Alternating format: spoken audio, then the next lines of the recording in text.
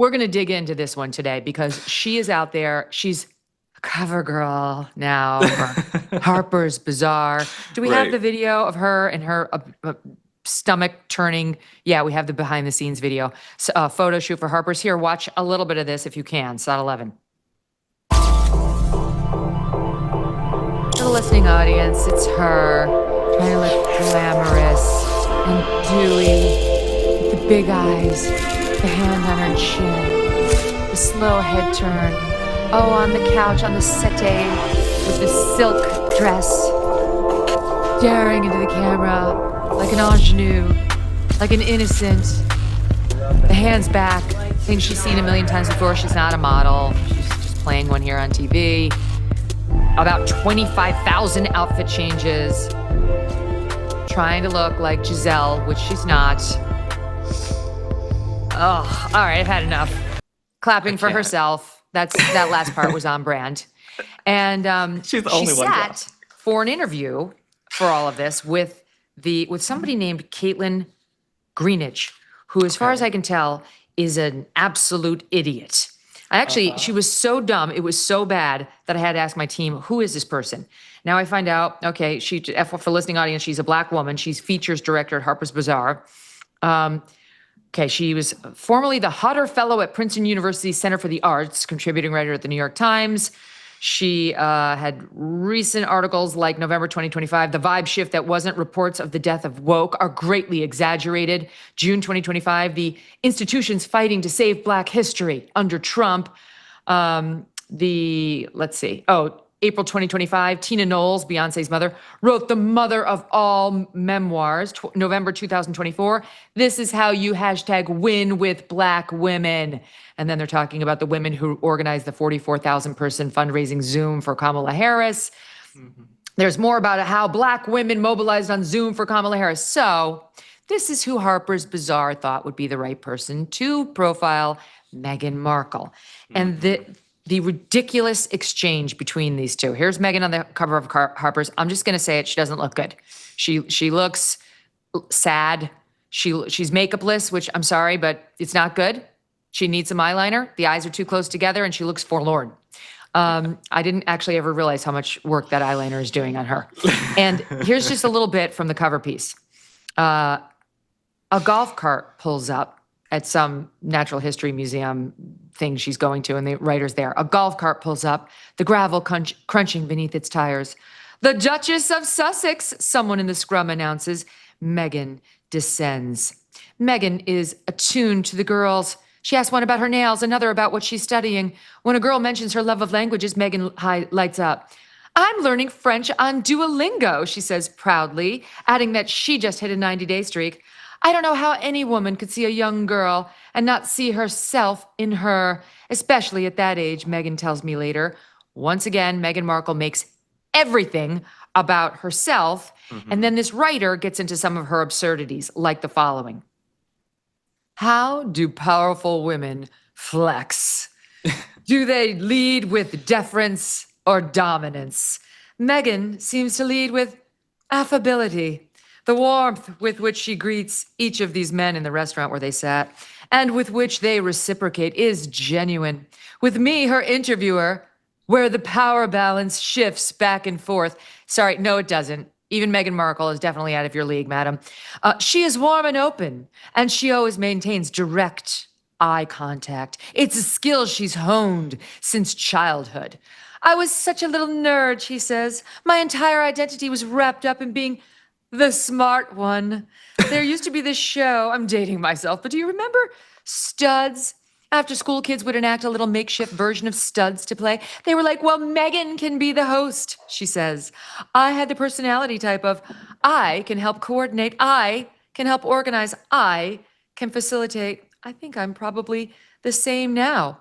The fear of failure often runs in tandem, writes this reporter, with the millennial desire to achieve. When I broach the topic and ask Meghan what she's learned from her mistakes, she deadpans.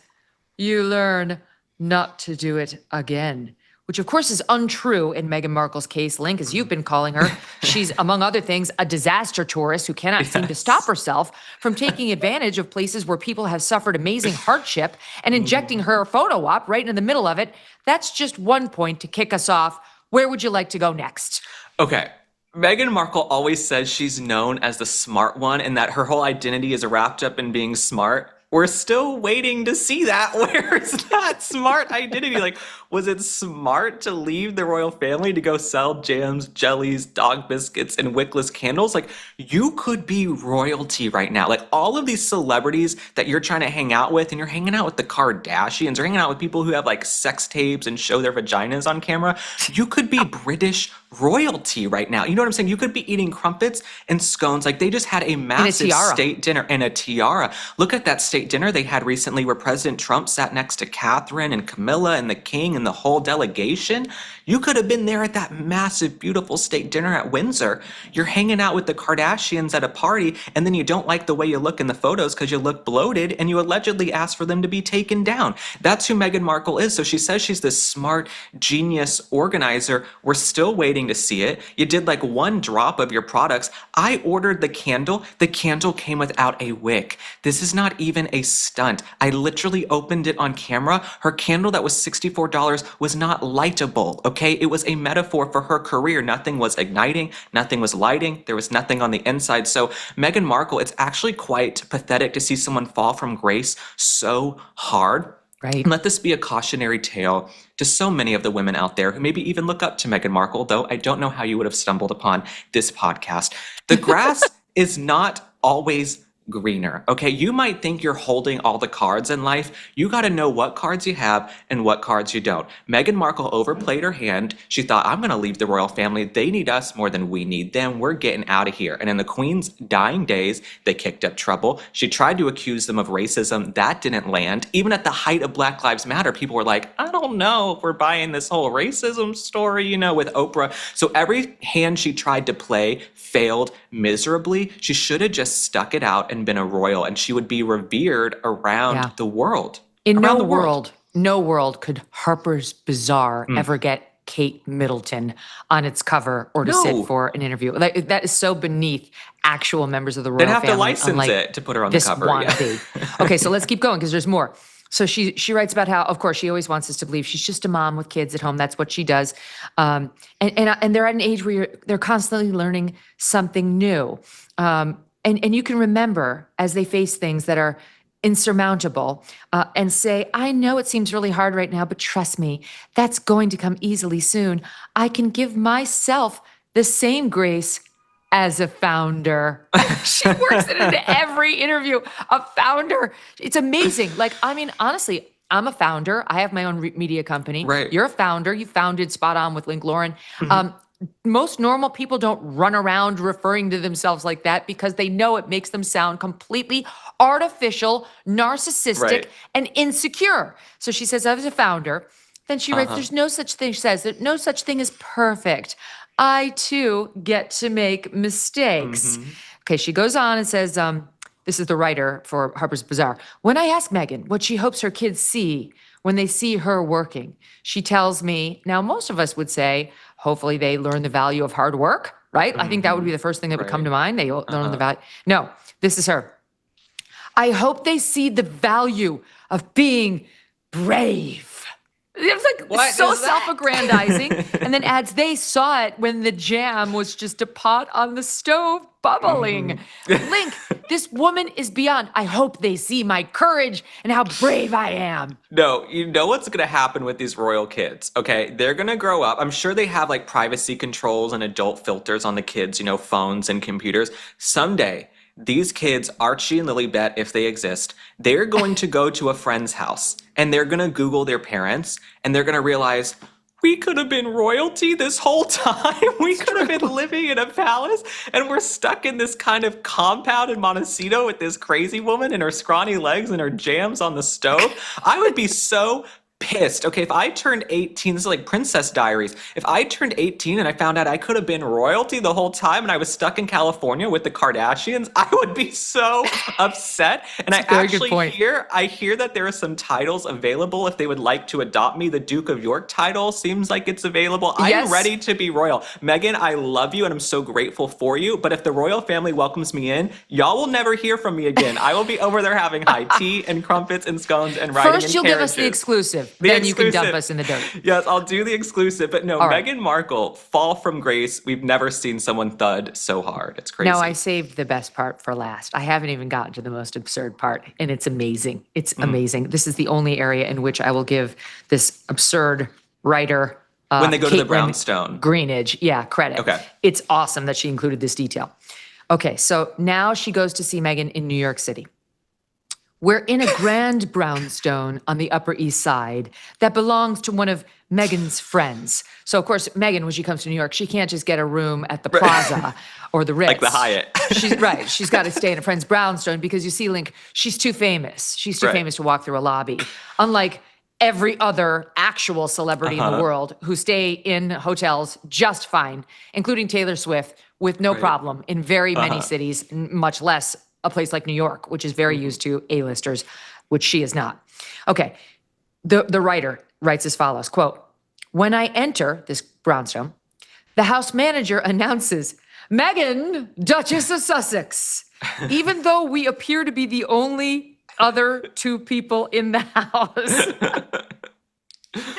And then that harkens back to what we read on page 1, where she said they were outside the Natural History Museum in Los Angeles to receive a local group of girls.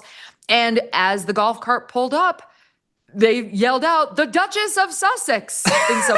She appears to have people yell this about her wherever she goes, even if there's no one else in the home, Link. It's like Colonel Sanders is here. Like, why does she need to be announced like that? Like, the Duchess of Sussex? Who is that? Who is she?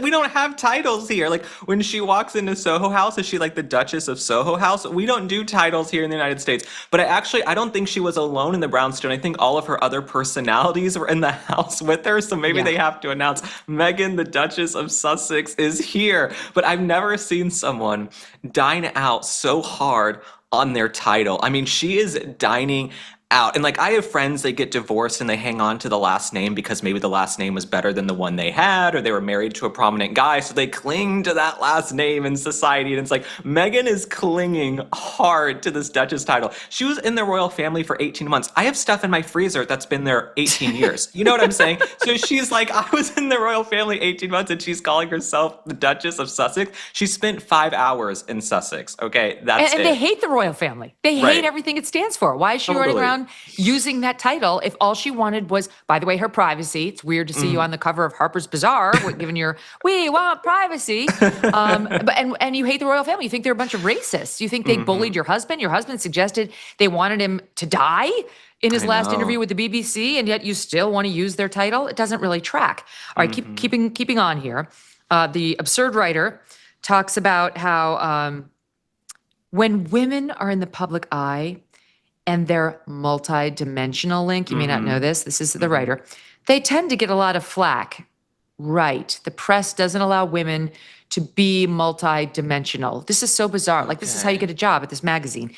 Why do you think that is? Megyn asks me. Here, I launch into a tangent about our culture's deep and historical distrust of women's voices in public. You know what I mean? I finally say. Megyn deadpans with, well, yeah. Okay. She's been so difficult for her to get her voice out there, Link, and her $50 million Netflix deal and her Spotify deal and all the other things she's done. Okay. Then she writes, this is great too. Not about Harry, but about H, as she calls him exclusively.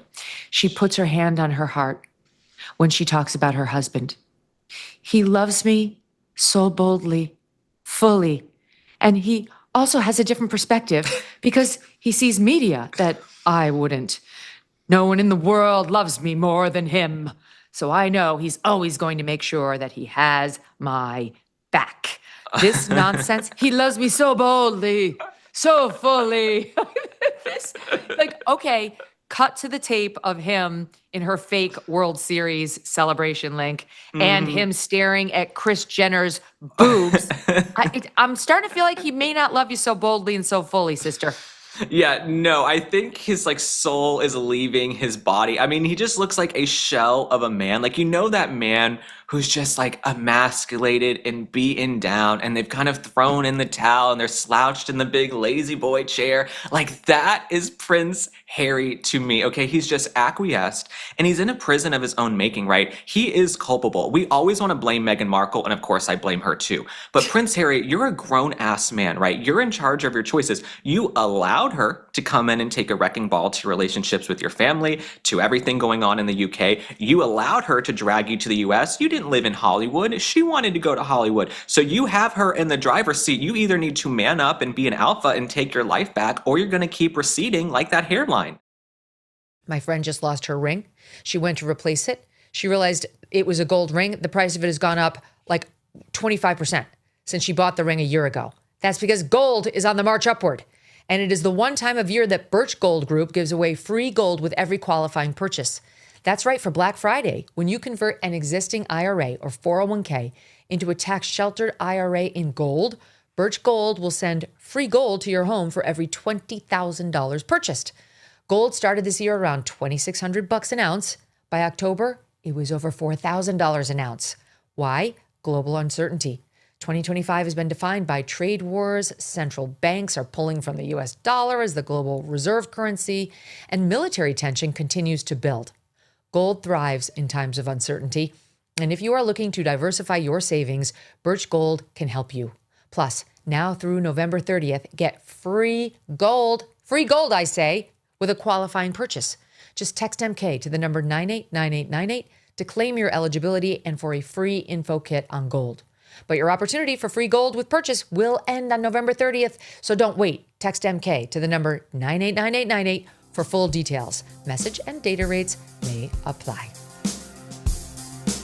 Thanks so much for watching. If you like what you just saw, hit the subscribe button for more clips and full episodes.